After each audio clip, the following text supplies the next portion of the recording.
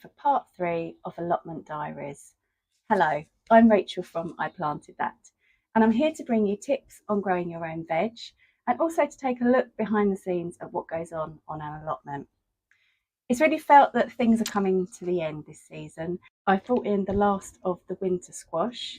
There's only a couple of rows of potatoes still to dig, and we've probably had our last cook up on the allotment. But there's also been a feeling of new beginnings too. I've noticed that the birds are starting to sing. The hot sun and the torrential rain that we've had, I'm so pleased that I've got a greenhouse. That torrential rain has brought on the weeds. And that actually tells me that it's time to start sowing seeds again. Now, there are some seeds that can be sown this time of the year. So let's start having a look at what they are. If you're unsure of what you can sow now, then all you need to do is just check the back of the packet. You'll find that the sorts of things you can sow are lettuce, kale, most of the herbs that you can sow in pots indoors, and also hardy annual flowers like the seeds we collected back at the end of summer. I'm going to be sowing rocket today, and I'm going to show you how I do that. So first of all, I prepare a patch of land.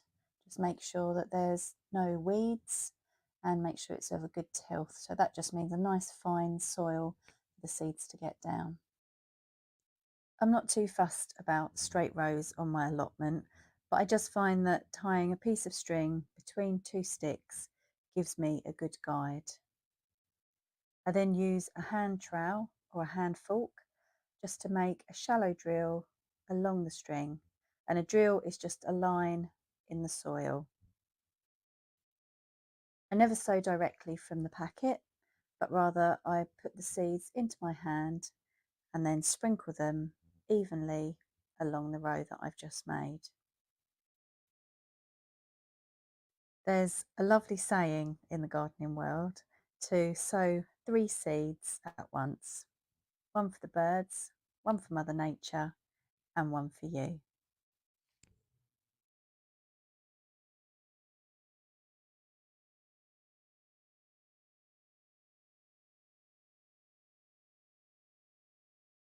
Don't forget to mark up your row with a label with the variety and the date that you sowed it.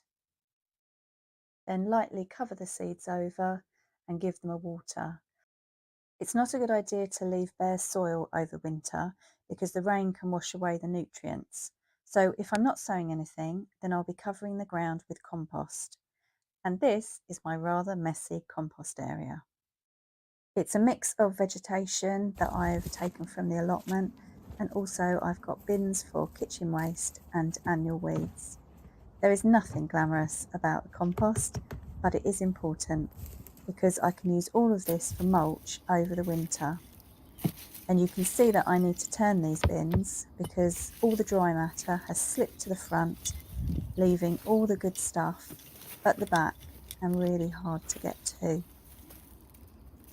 This is a great job for the colder months as it's hard work and it keeps you warm.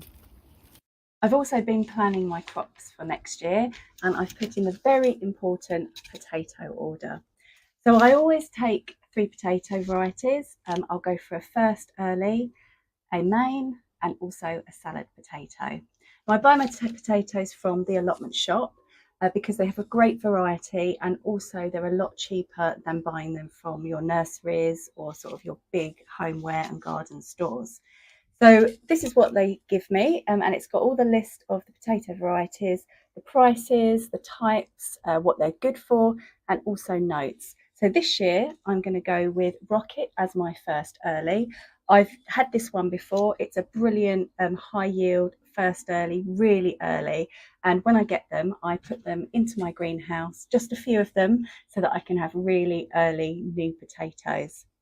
Then for the main, I've gone for something slightly different. It's called Java. It says that it is an all-rounder, so it's really good for boiling, mashing, baking and roasting. And what really sort of drew my eye to it, it's a high yield, so lots of potatoes off of that one, hopefully. Then for my salad, I've gone for Nicola, which is one that I've grown this year. I've been really pleased with it. Normally I will get a pink fir apple, which is like a really lovely knobbly potato, salad potato, so delicious. But unfortunately this year, as the order form says, that the weather has led to an over reduction in the amount of seed potatoes and also the varieties. So I'm going to stick with the Nicola salad potato for all of those lovely potato salads next summer.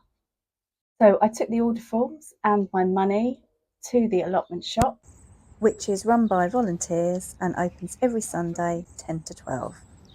Anyone with a garden in my local area can become a member. I just pay £4 a year, and that gets me a reduced rate on seeds, plants, fertilisers, canes, anything you can think of for growing your own. So if you've got an allotment near to you, it might be worth finding out if they've got a shop and you can become a member. Whilst there, I also bought some onions and garlic. The garlic bulb is very different from the sort you buy from a supermarket because, importantly, it's free from disease and is acclimatised to growing conditions in the UK.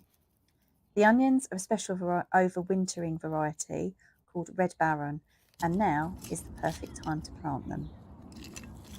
Make sure your patch of ground is weed free. Then use either a dibber or, like me, just an old stick to make holes in the ground, and you're going to pop each onion in. Now it's important not to damage the root plate, and you don't want to cover the onion over either, but you just want to leave it the top sticking out of the soil. I'm planting these about 10 to 15 centimetres apart, and I just use the hand fork as a guide. As you can see, I'm not really that fussed about straight rows, mainly because when I first took my allotment on and I was really stressing about the perfect row, one of the old boys just simply said to me, "The veg don't care."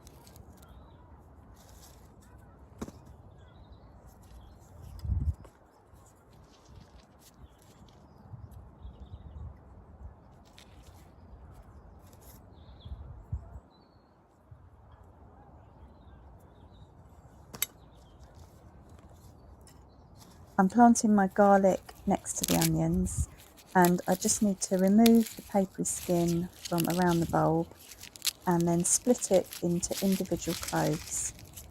I plant the garlic slightly wider apart than the onions, and like ornamental bulbs, they need to be planted below the surface at about one bulb's depth.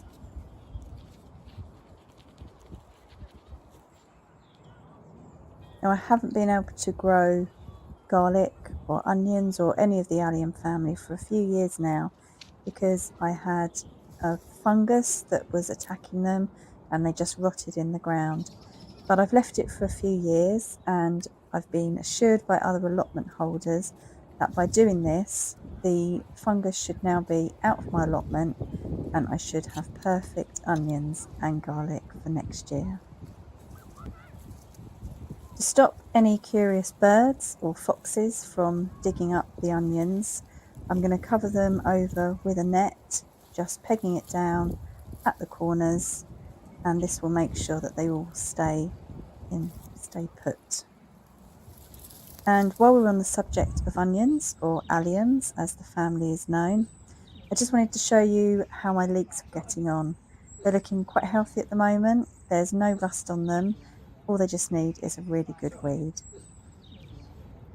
I also thought you might like to see how my 100-weight pumpkin is getting on. I measured it today and it's 110 centimetres in circumference.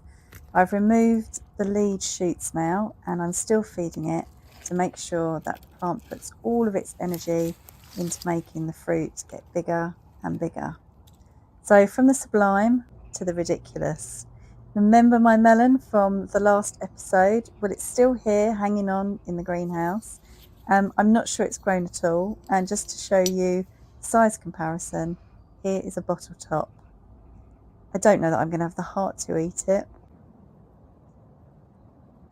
That was a whirlwind tour of what's been going on the allotment this month. Join me next time, where hopefully I should have cleared up their compost area, and also I'll be visiting my mum, so she's going to show me how to make sweet peas for beautiful colour and scent next summer. Take care and see you again soon. Bye.